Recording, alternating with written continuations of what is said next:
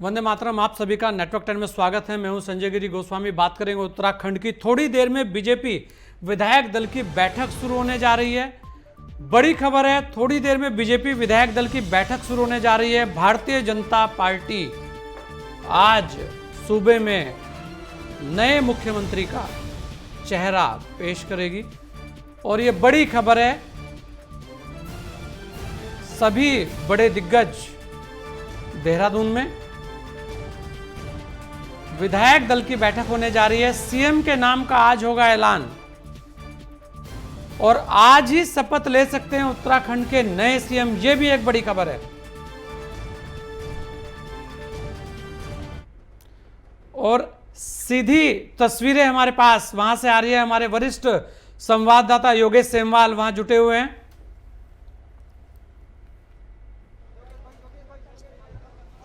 योगेश कितने लोग पहुंच गए हैं योगेश? जी बिल्कुल संजय जी, आपको दिखाना चाहेंगे कि एक एक करके जो है यहाँ पर अभी विधायकों का पहुंचने का दौर भी शुरू है। लेकिन सबसे बड़ी बात यह है, जो पर्यवेक्षक यहाँ पर पहुंचे थे वो दोनों यहाँ पर पहुंच चुके हैं। उसके साथ ही धन सिंह रावत और प्रदेश अध्यक्ष जो है वो भी मौजूद हैं और अब एक एक करके जो है सभी विधायक भी आने लगे हैं। अब जिस तरह से अगर हम आपको थोड़ा सा दिखाएं, अगर कोशिश करते हैं आगे जाकर आपको दिखाने की, तो थोड़ा मुलाकात भी कर रहे हैं और एक एक करके अंदर करके जो है वो अंदर जा रहे हैं एक एक करके। अगर हम आपको थोड़ा सा कोशिश करते हैं दिखाने, क्योंकि मीडिया को उतना पास जाने की इजाजत नहीं दे रहे, लेकिन आप देख सकते हैं कि एक एक करके जो है सभी के सभी जो है अंदर जाने लगे, क्योंकि बैठक होगी। बैठक लगभग 15 से 20 मिनट की बैठक चलेगी और उसके बाद जो है मुहर लग जाएगी कि आखिर कौन जो है अगला मुख्यमंत्री होगा उत्तराखंड। योगेश, कितने बड़े नेता वहां पहुंच चुके हैं अभी तक? जो बड़े नाम थे, जैसे सतपाल महाराज बड़ा नाम था, धन सिंह रावत, पुष्कर धामी, जो ये नाम थे, ये कितने लोग पहुंच चुके? और खुद स्वयं तीरथ सिंह रावत जी।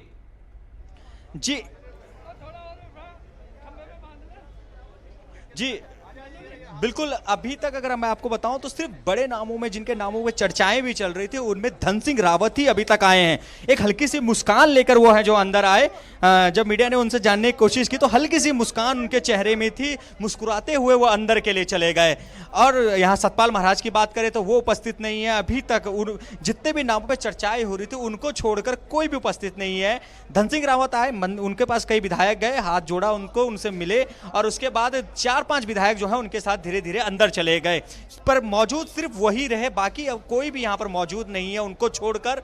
अब क्योंकि बैठक भी शुरू होने जा रही है, अंदर लगभग सभी पहुंच चुके हैं, अंदर बैठक शुरू हो गई है और अब जो है दरवाजे भी बंद कर दिए गए, यानी ज्यादा विधायक भी शायद अब नहीं आ रहे हैं। लेकिन इतना जरूर है कि बैठक जो है अंदर शुरू हो गई है। नहीं, बिल्कुल। अगर पूरे विधायक वहां नहीं पहुंचे हैं तो ऐसे में जो विधायक दल की बैठक है, फिर उसका औचित्य क्या दिख रहा है? क्योंकि ऐसा कहा जा रहा था कि लगभग सभी विधायक वहां पहुंच रहे हैं। योगेश जी बिल्कुल आपने बिल्कुल सही कहा। जी बिल्कुल आपने बिल्कुल सही कहा, लेकिन समय जो है वो 3 बजे का है। अभी भी अगर देखा जाए तो 20 मिनट का समय बचा है, तो हो सकता है कि धीरे धीरे करके 20 मिनट में और विधायक भी यहाँ पर पहुँच जाएं, क्योंकि एक एक करके ही लोग पहुँच रहे हैं।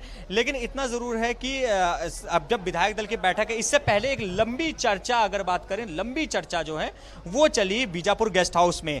लंबी चर्चा थी, पर्यवेक्षक दोनों के दोनों वहाँ मौजूद थे, मदन कौशिक वहाँ मौजूद थे, बड़े नेता वहाँ मौजूद थे। तो सभी की जो है लंबे लगातार आपको दिखाएंगे और भी जो है लोग आने लगे हैं, लगातार एक एक करके जो है यहाँ पे आने लगे। तो उनकी चर्चाएं जो है लगातार चल रही थी कि आखिर क्या कुछ रहेगा। अब यहाँ पर आएंगे तो यहाँ पर भी बैठक होगी, लेकिन 20 मिनट का समय है संजय जी, और 20 मिनट में शायद और भी आए, क्योंकि जिस तरह से आपने भी बताया है कि अगर सभी विधायक नहीं आते तो विधानसभा की जो मंडल की बैठक है, विधानमंडल की बैठक, उसका कोई औचित्य नहीं बनता है। लेकिन अब देखते हैं कि क्या होता है, क्योंकि अब धीरे धीरे लोग जो है अभी आने रहे। कार्यकर्ताओं को हुजूम बाहर बहुत हो गया है। देखिए, रोका जा रहा है उन्हें, कोई भी अंदर, किसी को भी अंदर आने की एंट्री नहीं दी जा रही है। जो कार्यकर्ता अंदर हैं मौजूद वही हैं, बाकियों को सब बाहर रोक दिया गया है। सिर्फ अब देखिए, एक और विधायक, हम यहाँ पे हरबंस कपूर भी यहाँ पर पहुंच गए हैं, एक और विधायक आने या 20 मिनट का समय, अभी 20 मिनट में शायद धीरे धीरे करके विधायकों को आने का सिलसिला जारी रहेगा। और 3 बजे से क्योंकि बैठक है, अंदर पर्यवेक्षक पहुंच चुके हैं, मदन कौशिक अंदर पहुंच चुके हैं। तो अब जो है यही रहेगा कि धीरे धीरे जब सब विधायक आएंगे तो हो सकता है कि 3 बजे से बैठक शुरू हो, 15 से 20 मिनट में जो है बता दिया जाए कि अब ये हैं और उसके बाद आगे की प्रक्रिया हो। बिल्कुल, लगातार आप खबर पर बने रहे। इसी खबर पर हमारे साथ दिनेश मोहनिया जी भी जुड़ चुके हैं, आपके प्रभारी हैं उत्तराखंड के। दिनेश मोहनिया जी, आपका बहुत बहुत स्वागत है नेटवर्क 10 में। दिनेश जी, आपको क्या लग रहा है, जिस तरह से उत्तराखंड के अंदर बीते दिनों बहुत सारी उथल पुथल देखने को मिली, कांग्रेस और भाजपा दोनों तरफ है ये, ऐसे में कैसे आप देखते हैं, क्या कहेंगे इसे लेकर? आज एक नया मुख्यमंत्री उत्तराखंड को मिलने जा रहा है। ये इस प्रदेश का दुर्भाग्य है कि एक एक टर्म के अंदर 3-3 सीएम इस प्रदेश को मिलने जा रहे हैं। अब स्थितियां ये हैं कि एक मुख्यमंत्री को लाया जाता है जो ये बोला जाता है कि 4 साल तक इन्होंने काम कुछ नहीं किया इसलिए इनको बदला जा रहा है। फिर इसके बाद एक मुख्यमंत्री लाया जाता है जिनको 4 महीने रखा जाता है, फिर उनको बदल दिया जाता है। किसी के पास कोई कारण बताने के लिए नहीं है कि किसी मुख्यमंत्री को क्यों बदला जा रहा है। और जब हम ये और सारा के सारा जो ये संवैधानिक दिक्कत है, इसको लेके सारा जो ठीकरा है वो चुनाव आयोग के सर फोड़ दिया जाता है। जबकि मैंने अपनी प्रेस कॉन्फ्रेंस के माध्यम से सबको बताया था कि संवैधानिक संकट की स्थिति नहीं है, चुनाव आज भी कराए जा सकते हैं। लेकिन दिक्कत यह है कि मुख्यमंत्री जनता का भरोसा हासिल करने में असमर्थ हैं। वो जनता पे इतना भरोसा नहीं जता पा रहे कि वो उनको समर्थन देगी। उनको हार का डर लग रहा है, इस वजह से वो उस चुनाव से भाग रहे हैं। इस प्रदेश का दुर्भाग्य है कि इस प्रदेश पे एक ऐसी पार्टी शासन कर रही है जिसके पास एक विधायक जिताने की ताकत नहीं है। इस प्रदेश को एक मुख्यमंत्री देने की स्थिति में जो पार्टी नहीं है, वो इस प्रदेश पे शासन कर रही है। ये इस प्रदेश का दुर्भाग्य है। और साथ ही साथ ये देखने में आया है कि ये पहली बार नहीं हो रहा, ये इस संवैधानिक और संगठन की बिल्कुल दिनेश जी, हमारे साथ योगेश हैं। हाँ योगेश, जो निर्णय लेंगे और जो केंद्र का आदेश होगा, दोनों के समन्वय से जो बनेगा प्रदेश के हित में बनेगा। जी, तो सर आपको क्या लगता है कि अभी आप बीजापुर में लंबी चौड़ी जो है वहाँ पर भी बताया जा रहा है कि बातचीत चल रही थी, क्या कुछ नहीं, सब जो होना है यहाँ होना है, विधायकों की बैठक में होना है, विधायक दल की बैठक में, मंडल की बैठक में तय होना है। वहाँ की बैठक का कोई औचित्य नहीं है, ना कोई ऐसी बात। तो क्या एक और क्या किसके नाम पे मुहर लग रही है, किस तरह का जो चर्चा है? तय है कि भारतीय जनता पार्टी का 100 कैडेट का कार्यकर्ता ही मुख्यमंत्री बनेगा, चाहे वो जो भी बने। विधायक ही होगा? ये भी नहीं कह सकते, देखो हमारी पार्टी का संविधान है और विधानमंडल दल की बैठक में ही तय होगा, और ये तय है कि बनेगा भाजपा का कार्यकर्ता। हाँ, एक चीज आपसे एक सवाल तो बनता है कि सभी पूछ रहे हैं जो सवाल कि आखिर कितने मुख्यमंत्री, ऐसे क्या है, क्योंकि आप वरिष्ठ एक यहाँ पर शिक्षा मंत्री भी है। भाई सीधा सीधा कि संविधान से बड़ा कोई नहीं है, नियम कानून से बड़ा कोई नहीं है, और इसका पालन करना हमारी रीति नीति में है। और जब संवैधानिक संकट वास्तव में एक है कि जो सीट खाली हो गई और 1 साल से कम कार्यकाल बचा है, तो वहाँ उपचुनाव कभी नहीं होता।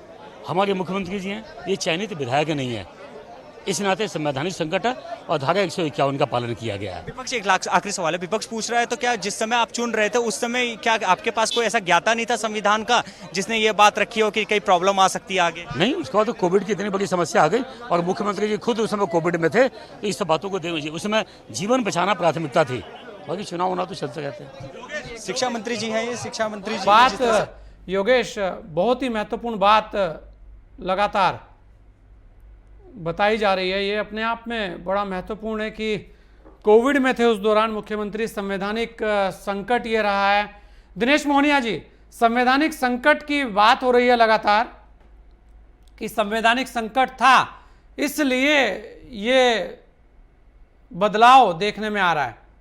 संवैधानिक संकट की स्थिति नहीं है, ये भारतीय जनता पार्टी का डर है। क्योंकि जो ये दिखा रहा है कि ये दिनेश जी, मैं आपको रोक रहा हूं क्योंकि कांग्रेस भी यही आरोप लगा रही थी कि संवैधानिक संकट है, 1 साल से अगर कम समय है तो वहां चुनाव नहीं हो सकता। तो आपका कहना ये कि कोई संवैधानिक संकट नहीं है, दोनों कहीं ना कहीं एक दूसरे को काट रहे हैं। जी बिल्कुल बिल्कुल,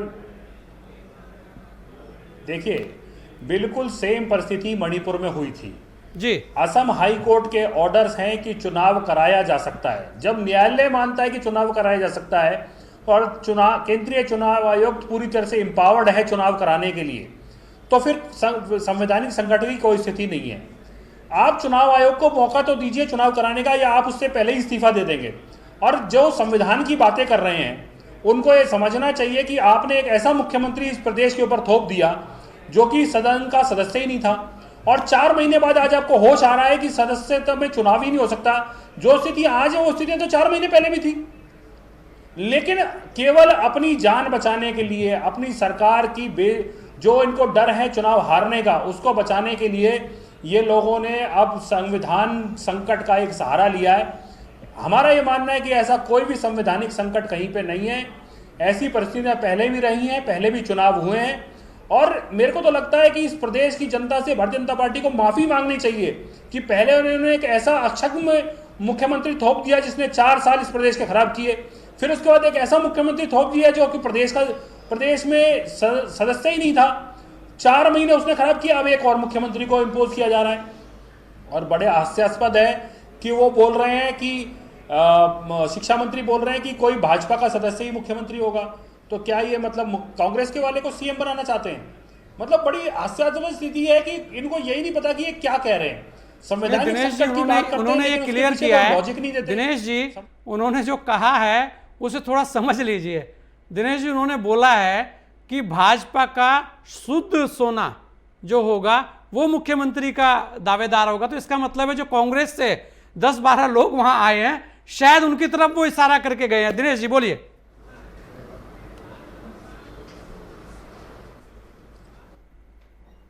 अब ये तो इनकी इंटरनल पॉलिटिक्स है, ये इनकी अंदरूनी राजनीति है, किसको बनाते हैं किसको नहीं बनाते। लेकिन हमारा ये मानना है कि संवैधानिक संकट की कोई स्थिति नहीं है। चलिए मैं अभी आपके माध्यम से, आपके चैनल के माध्यम से वो पेपर आपके सामने रख दूंगा जी, जिसमें कहा जा रहा है कि चुनाव कराए जा सकते हैं। वो चुनाव कराए जा सकते हैं। अगर चुनाव हो सकते हैं तो मुख्यमंत्री जी को जनता का विश्वास हासिल करना चाहिए और चुनावों में जाना चाहिए। वो इतना डर क्यों रहे चुनाव में जाने से? और जिस पार्टी के पास एक मुख्यमंत्री नहीं है देने के लिए, जो अपना एक विधायक नहीं जिता सकते, वो 2022 के चुनावों में क्या जाएंगे? कैसे चुनाव लड़ेंगे? कैसे जनता का सामना करेंगे? बहुत सारे सवाल आपने लगा दिए हैं, बहुत सारी चीज़ें हैं दिनेश जी, और बहुत सारी बातें आपने बताई। लेकिन यहाँ जो संवैधानिक संकट की बात है दिनेश मोहनिया जी, हमारे साथ गरिमा भी है, बड़ी तेज तरार प्रवक्ता है कांग्रेस की, और उन्होंने ये आरोप लगाए थे कि संवैधानिक संकट है, और उसके बाद से लगातार ये हलचल तेज होती चली गई। गरिमा जी, बहुत बहुत स्वागत है नेटवर्क 10 में। नमस्कार, धन्यवाद। गरिमा जी, दिनेश मोहनिया आप पार्टी के प्रदेश के प्रभारी हैं, वो कह रहे हैं कि संवैधानिक संकट नहीं था, केवल मुख्यमंत्री जो थे वो चुनाव लड़ना नहीं चाह रहे थे, एक ऐसा आरोप है। दूसरा वो कह रहे हैं कि दोनों ही दलों में जो स्थितियां हैं वो आपस में ही उलझी हुई हैं। क्या कहेंगे आप? जी देखिए, पहले तो भाजपा ने अपना मखौल उड़वाया जब उन्होंने संवैधानिक संकट की बात को नहीं माना, और तमाम पटल से इनके भाजपा के नेता पदाधिकारी ये कहते रहे कि कांग्रेस पार्टी का जो तर्क है या जो कांग्रेस पार्टी कह रही है उसमें कुछ भी है नहीं। हेलो जी, बोलिए, आवाज आ रही है आपकी, बोलिए। हाँ, तो मैं बताना चाह रही थी कि लगातार जिस तरह से अपनी हंसी और अपनी किरकिरी भाजपा ने कराई, वही कुछ मोहनिया जी भी करा रहे हैं। मोहनिया जी से मैं कहना चाहती हूँ कि कांग्रेस पार्टी ने अगर ये संवैधानिक संकट वाली बात कही तो वो संविधान के आधार पे कही, धाराओं के आधार पे कही, राइडर्स के आधार पे कही। तो किसी अच्छे संविधान विशेषज्ञ से आप मुलाकात कर लें, उसके बाद यहाँ पर तर्क वितर्क करने के लिए आए। संवैधानिक संकट था, हमने सल्ट उपचुनाव के समय पर भी कहा था मुख्यमंत्री को चुनाव लड़ना चाहिए सल्ट से, मुख्यमंत्री आखिर घबरा क्यों रहे हैं, ये बात हमने बार बार कही थी, लेकिन हमारी तब भी नहीं सुनी गई। और आज आप देखिए कि इनको घुटने टेकने पड़े हमारी बातों के आगे। मदन कौशिक कुतर्क करते रहे, मदन कौशिक कहते रहे कि कोई संवैधानिक संकट नहीं है, और अब ऐसे में मोहनिया जी भी उसी बात को कह रहे हैं। पता नहीं ये सिद्ध क्या करना चाह रहे हैं मोहनिया जी। ऐसा है, 4.5 साल तक आप रहे नहीं यहाँ प्रदेश में, तो यहाँ प्रदेश में क्या क्या चला 4-4.5 साल उसकी शायद आपको जानकारी नहीं है। और मैं कहना चाहती हूँ कि कई मुद्दे आए बीच में, बेरोजगारों के आए, महिलाओं के आए, किसानों के आए, और उनके चलते यहाँ पर आम आदमी पार्टी उनके साथ कहीं खड़ी हुई दिखाई नहीं पड़ी। तो अब आपका यहाँ की राजनीति के परिदृश्य में कुछ भी बोलना ऐसा लग रहा है जैसे बेगानी शादी में अब्दुल्ला दीवाना।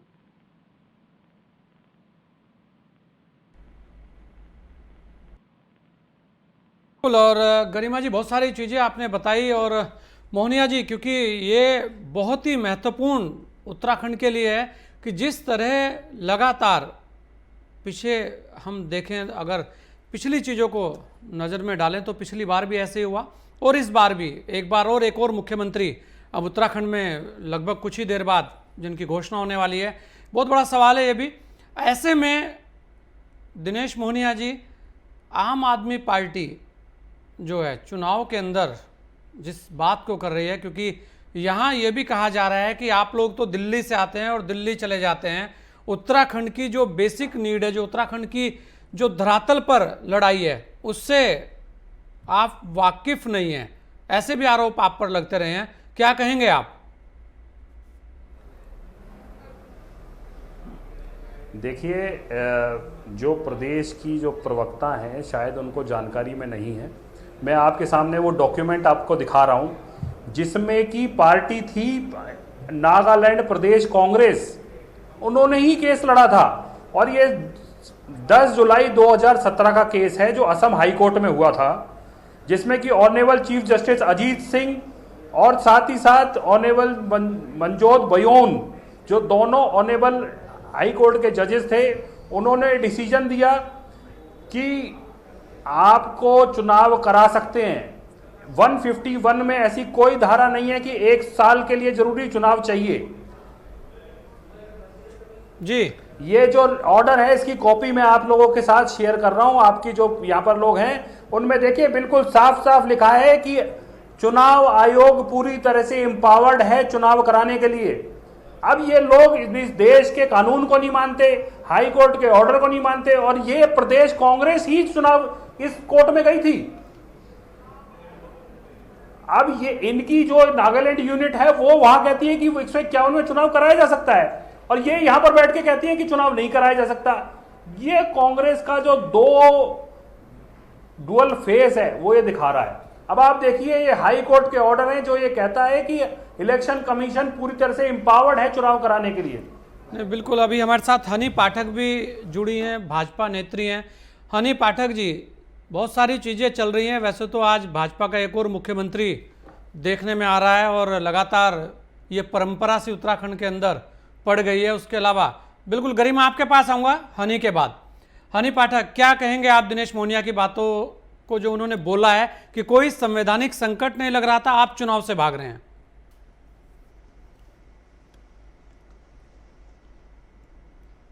देखिए, मैं थोड़ी लेट जुड़ी हूं तो मैंने दिनेश जी की बात बहुत ध्यान से सुन नहीं पाई मैं, और पूरी नहीं सुन पाई। तो दूसरा मैं ये कहना चाहूंगी कि कोई संवैधानिक संकट न होने के होते हुए क्या कोई मुख्यमंत्री को पद से हटाया नहीं जा सकता, क्योंकि अब सितंबर में कार्यकाल पूरा हो रहा था और उसको पूरा करने के बाद दूसरे मुख्यमंत्री को तुरंत चुनाव नियुक्त करना था।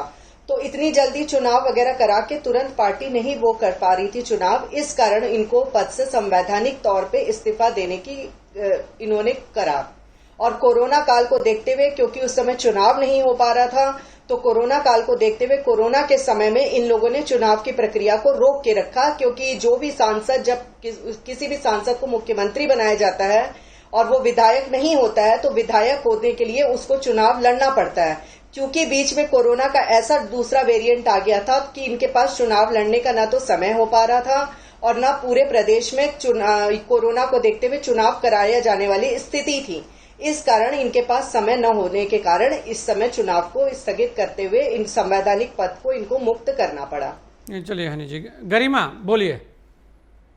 देखिए, मैं मोहनिया जी से कहना चाहती हूँ, मियाँ बीवी राजी तो क्या करेगा काजी। जब भाजपा ने अपना मुख्यमंत्री हटाना था, हटा दिया, उसमें आप क्यों इतना उछल रहे हैं? उनको हटाना था, उन्होंने हटा दिया। ये इनके इन प्रकार, चाहे कोई भी वो उसके लिए कारण दे रहे हो, उनको हटाना था उनको, क्योंकि उनको वो गले की फांस बन गए थे। ये समझिए बात को। वो पूत के पांव पालने में वाली बात, कहावत जो है वो चरितार्थ हो गई थी कि 1 महीने के अंदर पता चल गया था कि तीरथ रावत त्रिवेंद्र से भी बड़ा ब्लंडर है। 4 साल के मुख्यमंत्री त्रिवेंद्र रावत को फेलियर भाजपा ने खुद साबित किया। 4 महीने के मुख्यमंत्री तीरथ रावत को विपक्ष के कहने के लिए कुछ नहीं छोड़ा है, खुद भाजपा ने नाकाबिल साबित कर दिया। विधानसभा का मुंह तक नहीं देख पाए तीरथ रावत तो।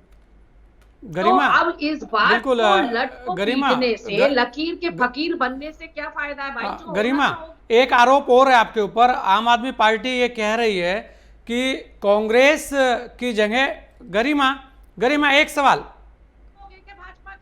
गरिमा एक सवाल आपसे ले रहा हूं, गरिमा एक सवाल आपसे, एक सवाल ले रहा हूं गरिमा, एक सवाल आपसे ले रहा हूं कि आम आदमी पार्टी ये कह रही है कि जो उत्तराखंड है वहां जो सीधी सीधी लड़ाई है वो आम आदमी पार्टी और भारतीय जनता पार्टी के बीच में है, कांग्रेस की कोई लड़ाई नहीं है।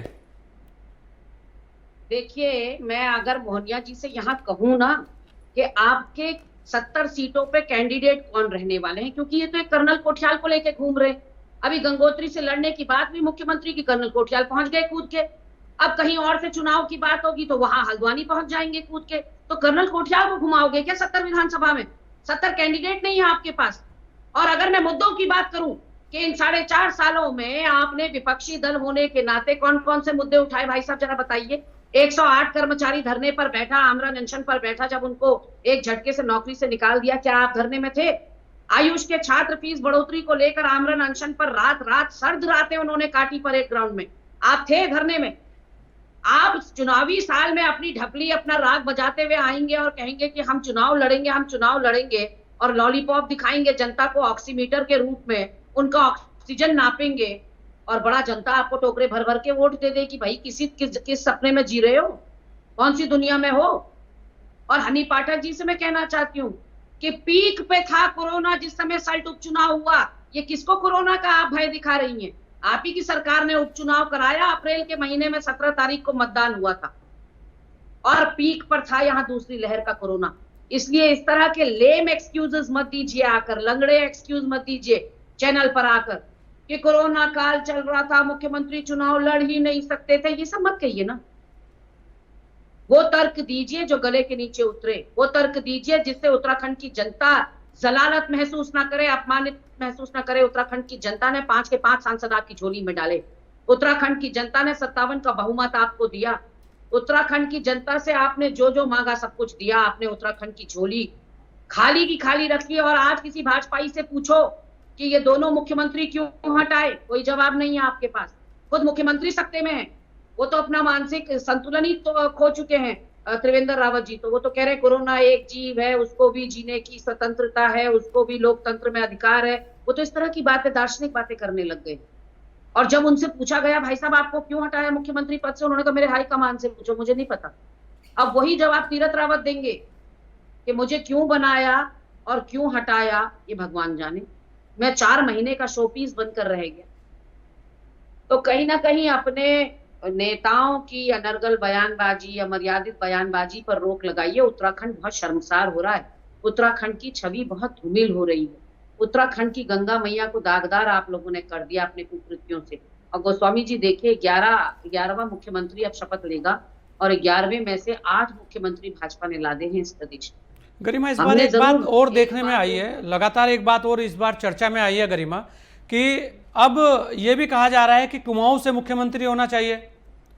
गरिमा, एक बात और यहाँ पे आ रही है, लगातार इस बात की भी चर्चा हो रही है कि अब की बार मुख्यमंत्री कुमाऊं से होना चाहिए। इस तरीके की बातें आ रही हैं। ये सब क्या है? आखिर गढ़वाल, कुमाऊं, जातिगत राजनीति, ये सब क्यों आ जाती है बीच में? कैसे देखती हैं आप इस बात को? देखिए, आप कुमाऊं से बनवाइए, आप गढ़वाल से बनाइए, या आप किसी बाहरी प्रदेश का ले आइए। 56 विधायकों में से ढूंढिए, 56 विधायकों में से ढूंढिए, ये भाजपा का अंदरूनी मामला है। आप विधानसभा भंग कर दीजिए, ये सब आपका अंदरूनी मामला है, क्योंकि आपने तो प्रयोगशाला बना दिया उत्तराखंड को। अब हमारा इसमें कोई इंटरेस्ट नहीं है आप मुख्यमंत्री किसको बनाते हैं, क्योंकि हमको पता है कि आप विजनलेस हैं। हमको पता है कि आपके पास इस प्रदेश की बेरोजगारी को, महंगाई को, दुश्वारी को दूर करने का कोई तरीका नहीं है। आपने तरह तरह से मुख्यमंत्री बदल के देख लिए। आपने देखा, क्योंकि तीरथ रावत को यही अपेक्षाओं के साथ तो लाया गया था। तीरथ रावत को ये सोचकर लाया गया था कि वो त्रिवेंद्र के सारे जो डैमेज है उनको कंट्रोल करेंगे, जो त्रिवेंद्र की कुनीतियां हैं उनको उन पर पर्दा डालेंगे, जो एंटी इनकम्बेंसी उनके खिलाफ है प्रदेश में उसको आप बेहतर करेंगे। लेकिन तीरथ रावत तो और बड़े वाले निकले, करेला ऊपर से नीम चढ़ा। तो भाजपा आप किसी को भी उठा कर ले आए, 6 महीने का समय है। देखिए, ब्यूरोक्रेसी बेलगाम हो जाती है जब बार बार आप मुखिया बदलते हैं। और ब्यूरोक्रेसी ने सुनते हैं कि 1 हफ्ते से काम करना बंद कर दिया था, उनको आभास हो गया था कि यहाँ नेतृत्व परिवर्तन हो रहा है। और अब 6 महीने उस मुख्यमंत्री को, जो नया मुख्यमंत्री आएगा, उसको आत्मसात करने में लगेगा, सिस्टम को, अपने आईएएस अधिकारियों को, अपने अधीन स्टाफ को, और कई तरह की चेंजेस। बिल्कुल। हनी पाठक जी, क्या कहेंगे आप गरिमा ने जो आरोप लगाए हैं? जी देखिए, मेरा ना कॉल कट गया था, थोड़ी बहुत मैंने बात सुनी गरिमा जी की, ये जो कह रही थी ये तेन प्रकारेण, तो मैं इनको बताना चाहूंगी कि जो आम आदमी पार्टी वगैरह जो भी पार्टी है, जो इनके लिए, कांग्रेस के लिए कह रही है ना, मेरी आवाज इको हो रही है इसमें। बोलिए, आपकी आवाज आ रही है? हाँ सुनिए, देखिए ये जो कह रही है ना कि आम आदमी पार्टी इनको कहीं खेले में या खेमे में लेने को ही नहीं कह रही है, तो आम आदमी पार्टी क्या कहेगी? आम जनता ही ये कह रही है कि कांग्रेस कहीं भी टिक नहीं रही है। गरिमा जी, आप किसी भी प्रकार के उसमें मत रहिए कि कांग्रेस कहीं भी स्थिर है या कांग्रेस कहीं है। कांग्रेस कहीं भी नहीं है। आपको ये बहुत बड़ी गलतफहमी है कि कांग्रेस कहीं है। तो आप लोग क्या बोलते हैं, क्या आपका बयान मायने रखता है, ये हम लोगों के लिए कोई महत्व नहीं रखता है। और जो आप कह रहे हैं कि तीरथ जी ने ये काम नहीं किया, उन्होंने वो काम नहीं किया, तो उसके लिए भी मैं आपको एक बात बता देती हूँ। कोरोना काल के समय में हमारे तीरथ जी सिर्फ और सिर्फ समाज के लोगों के लिए काम करने में लगे हुए थे। अगर आप ध्यान नहीं है और टीवी में सिर्फ बुराइयां सुनने के बजाय अगर आप ये देखती होती कि पीपी किट पहन के कौन सा मुख्यमंत्री गया, देखिए मुख्यमंत्री को तो छोड़िए, मैं वही मैं आपको बता रही हूँ, वही मैं आपको बता रही हूँ ना, काम जो है, तो मैं आपको यही तो कह रही हूँ गरिमा जी कि आप तो हटाने की, लाने की, किसी चीज की बात मत करिए, किसी चीज की बात मत करिए। आप होते कौन हटाने को? पहले तो आप अपने लोगों को संभाल लो ना, फिर हटाना। और दूसरी चीज, हर चीज का संवैधानिक पद होता है, हर चीज का एक संवैधानिक पद होता है। संविधान के तौर पे संविधान सुनिए, चीखिए, चिल्लाइए, प्रदेश कार्यालय में अपने जाके एक सभ्यता का परिचय दीजिए। जो चीख चिल्लाट रही है ना, मुझे लग रहा है सबसे ज्यादा परेशानी आपको हो रही है तीरथ जी के हटने से। तो चलिए ठीक है, मैं आपका वो घोषणा पत्र करवा देती हूँ और आपको भी बीजेपी में ले देती हूँ, क्योंकि सबसे ज्यादा दुखी तो मुझे आप दिख रही हैं। आम जनता तो बिल्कुल भी दुखी नहीं दिख रही है, क्योंकि हमारी सरकार जब जब जहाँ जहाँ रही है काम ही करी है। ठीक है, अपने मुख्यमंत्री के सुनिए, मैं आपको ये कह रही हूँ, आपके पेट में क्यों दर्द हुआ? आपको दवाइयाँ क्यों लेनी पड़ रही है? मुझे ये बताइए ना, क्यों आप परेशान हो रहे हो? क्यों चीख चिल्लाहट कर रहे हो? आपको चाहिए क्या मुख्यमंत्री का पद, जो आप इतने ज्यादा परेशान दिखाई दे रहे हो? और कोरोना काल में जितना काम हमारी पार्टी ने किया है ना गरिमा जी, आपको किसी ने रोका नहीं था। एक आम इंसान होते हुए जरा सड़क पे आ जाती तो मैं मानती कि कितना काम किया गया। तीरथ जी बकायदा पीपी किट पहन के जन जन तक, जन हॉस्पिटल तक पहुंच रहे थे, और उन्होंने ये तक कहा था कि तीसरी लहर अगर आएगी तो हमारा सीएम आवास नहीं यूज होगा। बहुत अच्छे थे आपके, क्यों बदले? सवाल तो यही है, क्यों बदले?